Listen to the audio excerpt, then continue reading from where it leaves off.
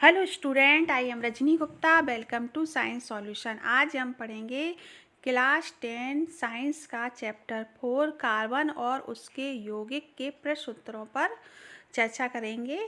अगर आपने इससे पहले वाले वीडियो पार्ट 1, पार्ट 2 और पार्ट 3 जिसमें मैंने इस चैप्टर को समझाया है, आप पहले उन वीडियो को देखना कि ये प्रश्न उत्तर आपको बहुत अच्छी तरीके से समझ में आएंगे। पहला प्रश्न है कि CO2 सूत्र वाले जो कार्बन डाइऑक्साइड की इलेक्ट्रॉनिक बिंदु संरचना अपन को बतानी है। तो कार्बन की जो इलेक्ट्रिक बिंदु संरचना है, तो अपन कार्बन के आत्म कोश में कितने इलेक्ट्रॉन होते हैं? 4 होते हैं। तो ये 4 और इसके 4 से तो CO2 की तरह ये O है, O के परमाणु हैं, और ये बीच का C है ना। तो ये O के बाहरी कक्ष में भी 6 इलेक्ट्रॉन होते हैं और कार्बन के बाहरी कक्ष में कितने होते हैं? 4 होते हैं। तो इसे 4 इलेक्ट्रॉनों की आवश्यकता, 2 इस O से लेगा, 2 इस O से लेगा। इस प्रकार ये भी अपना अष्टक पूरा करेगा और ये ऑक्सीजन भी अपना अष्टक पूरा करेंगे। तो बच्चों, ये पेपर में बहुत आता है, इसको भी आप देख लेना। नेक्स्ट है सल्फर के 8 परमाणु से बने सल्फर के अणुओं की इलेक्ट्रिक बिंदु संरचना क्या होगी? परमाणु को अंगूठी के रूप में आपस में जुड़ेंगे तो इस प्रकार होगी। तो बच्चों, ये चित्र बना के देख लेना आप। ये भी कभी कभी पेपर में आता है कि सल्फर के कितने होते हैं। सल्फर के 8 परमाणु को एक अंगूठी के रूप में बताना। सल्फर के लास्ट में कितने रहते हैं? 6 रहते हैं। 6 रहते, तो इस प्रकार इसकी संरचना होगी इस तरीके से। तो इस तरीके से ये है। अब नेक्स्ट है पेंटेन के लिए कितने संरचनात्मक अवयवों का चित्रण कर सकते हैं? तो पेंटेन के हम कितने कर सकते हैं? 1, 2 और 3। ये संरचनाएं होती हैं। जैसे ये पेंटेन नॉर्मल चेन है, सीधी श्रृंखला में। ये थोड़ी एक अपन ने इसको इधर को निकाल दिया है ना, आइसो पैटर्न हो गया। ये नियो पैटर्न में ये चारों तरफ से इस तरीके से अपन ने कर दिया। तो ये भी पेपर में बहुत आता है। फिर है नेक्स्ट, कार्बन के 2 गुणधर्म कौन से हैं जिनके कारण हमारे चारों ओर कार्बन यौगिकों की विशाल संख्या दिखाई देती है? तो कार्बन के 2 प्रमुख गुणधर्म, एक श्रृंखलन और एक संयोजकता। कार्बन के अन्य परमाणुओं के साथ आबंध बनाने की जो अद्भुत क्षमता के इस गुण को हम क्या कहते हैं? श्रृंखलन कहते हैं। इसमें कार्बन की लंबी श्रृंखला, कार्बन की विभिन्न शाखा वाली श्रृंखला पाई जाती है। ठीक है। फिर इसके बाद है संयोजकता। कार्बन की संयोजकता हमें पता है कितनी होती है? 4 होती है। इसे कार्बन के 4 अन्य परमाणु तक कुछ अन्य संयोजक परमाणुओं के साथ आवेदन बनाने की क्षमता को हम क्या कहते हैं? संयोजकता कहते हैं। मतलब आत्म कक्ष में जितने भी इलेक्ट्रॉन होते हैं, जैसे कार्बन के 4 अन्य परमाणु हैं, तो ये 4 की से और आवश्यकता है। तो आवेदन बनाने की जो क्षमता होती है, तो 4 से ही करेगा, तो वही उसकी क्या होती है? संयोजकता होती है। फिर अगला है प्रश्न साइक्लोपेंटेन और इसकी इलेक्ट्रॉनिक बिंदु संरचना। बच्चों, ये बहुत आते हैं, किसी की भी इलेक्ट्रॉनिक बिंदु संरचना आती है तो ये अपन को आना चाहिए। साइक्लोपेंटेन मतलब पेंटेन का तो C के कितने? 5 है और H के 10। तो साइक्लोपेंटेन है। इस तरीके से भी इसकी वो बन सकती है संरचना। मतलब C की 4 वैलेंसी होती है, तो इसकी 4 वैलेंसी से अपन H लगाएंगे। एक HJ, एक HJ, एक J, एक। आप देखो प्रत्येक C 4 से जुड़ा हुआ है। इस C को देखो तो 1, 2, 3 और 4 है ना। इस तरीके 4 4 से लग। इधर भी आप देखो, ये कार्बन की संयोजकता है, तो कार्बन का इस तरीके से इलेक्ट्रॉन बिंदु पहले अपन ने इसको जोड़ दिया। तो जितने ये H है, H का 1 बिंदु और 2 बिंदु, इस प्रकार H के पास 2 बिंदु, कार्बन के 4, इस प्रकार से ये संयोजकता होगी। मतलब यहाँ पर 2 बिंदु हैं और यहाँ पर 2 बिंदु है ना। इस प्रकार ये भी 2 बिंदु रहेंगे यहाँ। तो इस प्रकार ये कितने हुआ? 2, 4, 6, 8। मतलब कार्बन के चारों तरफ 8 इलेक्ट्रॉन बिंदु की संरचना अपन को बताना पड़ेगी। फिर है निम्नलिखित यौगिकों की संरचनाएं चित्रित कीजिए। तो बच्चों देखो, इधर ये भी वही आ गया, एथेनोइक अम्ल है ना। ये संरचना तो ये अपन बना सकते हैं अगर थोड़ी भी प्रैक्टिस करेंगे अपन। ये ब्रोमोपेंटेन, इसमें ब्रोमो लग गया है ना, तो ब्रोमोपेंटेन, ब्रोमो Br से ब्रोमो, फिर कार्बन के C, तो ब्रोमोपेंटेन हेक्सेनेल है ना। और ये ब्रोमोपेंटेन का संरचनात्मक जी वाला एथेनोइक अम्ल ब्यूटेनॉन। नॉन क्यों है? इसमें क्या है? ब्यूटेनॉन में कीटोन समूह लगा है, इसलिए इसका नाम क्या पड़ा? ब्यूटेनॉन। एथेनोइक अम्ल, इसमें COOH कार्बोक्सिलिक अम्ल लगा है, इसलिए इसका नाम क्या है? एथेनोइक अम्ल। नेक्स्ट है जी ब्रोमोपेंटेन के संरचनात्मक अवयव है। मतलब संरचनात्मक अवयव मतलब ब्रोमो की जगह बदल दी, एक यहाँ लग गया, एक यहाँ, अपन एक और भी बना सकते हैं, अपन यहाँ लगा दें यहाँ, तो संरचनात्मक अवयव बन जाएंगे ये। फिर निम्न यौगिकों का नामकरण कैसे करेंगे? तो नामकरण कैसे करेंगे? इनका नाम लिखना है CH3 CH2 Br, है ना। तो कार्बन के कितने अणु हैं? इसमें 2 हैं, तो 2 किस में होते हैं? एथेन में होते हैं। फिर इसके बाद क्या लगा? ब्रह्म, तो ब्रोमो एथेन इसका नाम हो गया, है ना। अब एक कार्बन किस में होता है? हमारे कार्बन के आधार पर नाम होते हैं। दो, एक कार्बन होता है तो मेथेन, 2 कार्बन होते हैं तो एथेन, 3 कार्बन होते हैं तो प्रोपेन, 4 कार्बन होते हैं तो ब्यूटेन, 5 कार्बन पेंटेन, ऐसे ही नाम होते हैं। तो इसमें कितने हैं? 1 2 3 4 5 6 तो हेक्सेन है ना। मैं तो कार्बन इसमें 1 है तो इसका मेथेन नाम है। और कौन सा समूह लगा है? कीटोन समूह लगा है। मैंने जब इस चैप्टर को समझाया है तो उसमें मैंने इसको बताया, तो ये कीटोन समूह लगा है, तो कीटोन से इसलिए इसका नाम क्या पड़ा? मेथेनोइक। मेथेनोइक क्या पड़ा है? अम्ल पड़ा है इसका नाम। तो बच्चों ये संरचनाएं बहुत आती हैं पेपर में। अब आते हैं नेक्स्ट प्रश्न पर। एथेनॉल से एथेनोइक अम्ल में परिवर्तन की ऑक्सीकरण क्रिया क्यों कहते हैं? तो जिन पदार्थों में अन्य पदार्थों को ऑक्सीजन देने की क्षमता होती है, ऐसे पदार्थों को हम ऑक्सीकारक कहते हैं। निम्नलिखित अपक्रिया में एल्कोहल को कार्बोक्सिलिक अम्ल में बदला जाता है। एल्कोहल OH होता है तो उसको कार्बोक्सिलिक अम्ल क्या होता है? COOH होता है। तो ये क्रिया अब जब चैप्टर को समझाया था उसमें भी बताई थी ये। तो ये अपना CH3 CH2OH है, ये क्षारीय पोटेशियम परमैंगनेट और पोटेशियम क्रोमेट है। और उसके बाद क्या बन गया? अपन को ऑक्सीजन दे क्या बन गया? कार्बोक्सिलिक अम्ल में अपन ने इसको बदला। किसको बदला? एल्कोहल को बदला। फिर इसके बाद नेक्स्ट है प्रश्न नंबर 2 पे आते हैं। ऑक्सीजन एथाइन के मिश्रण का दहन वेल्डिंग के लिए किया जाता है। क्या आप बता सकते हैं एथाइन और वायु के मिश्रण का उपयोग क्यों नहीं किया जाता है? ऑक्सीजन और एथाइन के मिश्रण को हम ऑक्सी एसिटिलीन जो गैस उत्पन्न होती है अत्यधिक ताप पर वेल्डिंग करने पर सच्चे में वायु के मिश्रण में कोई गैस उत्पन्न नहीं होती, इसलिए इसका उपयोग नहीं किया जाता है। नेक्स्ट है ये पेज नंबर के आधार पे है बच्चों। पेज नंबर के आधार पर जैसे जैसे आपके प्रश्न हैं तो पेज नंबर 83 के प्रश्न उत्तर हैं और पहले थे। तो ये पेज नंबर 83 का पहला नंबर प्रश्न है कि प्रयोग द्वारा एल्कोहल और कार्बोक्सिलिक अम्ल में कैसे अंतर कर सकते हैं? तो कैसे कर सकते हैं अपन? जब हम एल्कोहल और कार्बोक्सिलिक अम्ल दोनों में सोडियम हाइड्रोजन कार्बोनेट डालते हैं तो जो एल्कोहल होता है सोडियम हाइड्रोजन कार्बोनेट के साथ क्रिया नहीं करता है, जबकि कार्बोक्सिलिक जो अम्ल होता है सोडियम हाइड्रोजन से क्रिया करके CO2 गैस निकालता है। जैसे छूने का पानी कैसा हो जाता है?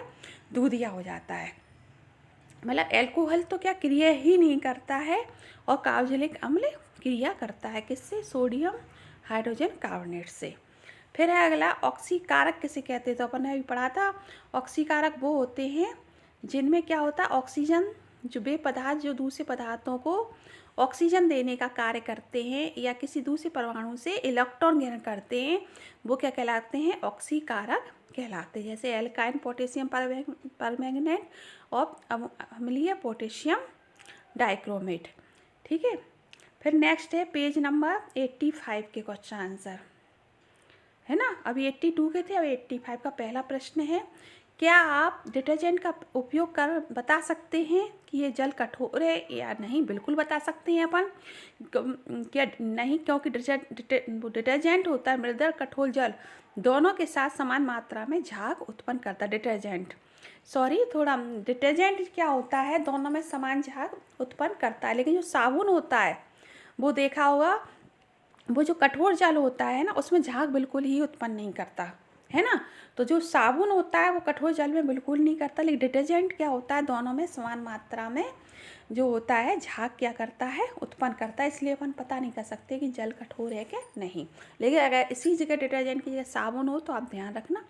इसका प्रश्न नंबर 2 पे आते हैं कि लोग विभिन्न प्रकार से कपड़े धोते हैं, देखो वो शायद वही प्रश्न आ गया। साबुन लगाने के बाद लोग कपड़े पटकते हैं, डंडे से पीटते हैं, ब्रश से रगड़ते हैं, वॉशिंग मशीन में रगड़े जाते हैं। कपड़ा साफ़ करने के लिए रगड़ने की क्यों आवश्यकता होती है? तो ये मैंने पार्ट 3 में समझाया है। आप देखना, जब कपड़े पे साबुन लगाया जाता है तो साबुन का जो तेलीय मेल होता है उसके साथ मिलकर क्या बनती, मिसेल की संरचना बनती। मिसेल क्या करता है, एक कॉलाइड के रूप में होता है।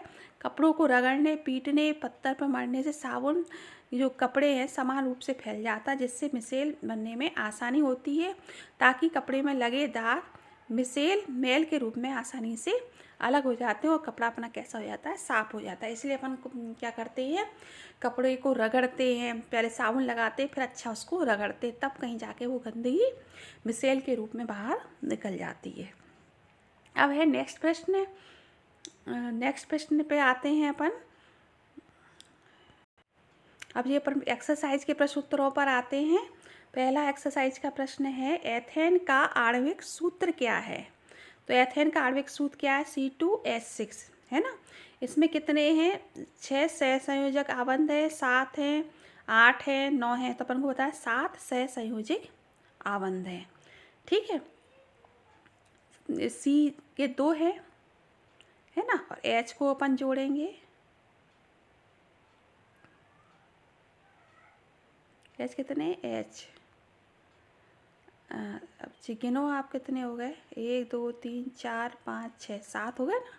7 सहसंयोग, ये लाइनें जो होती है ना जिससे H जोड़े होते हैं, 1 2 3, ये 4 इसके और 3 इसके, 7, इसलिए 7 सहसंयोजक आबंध है। कार्ब्यूटेरेन में चतु कार्बन यौगिक है जिसका प्रकात्मक समूह क्या है?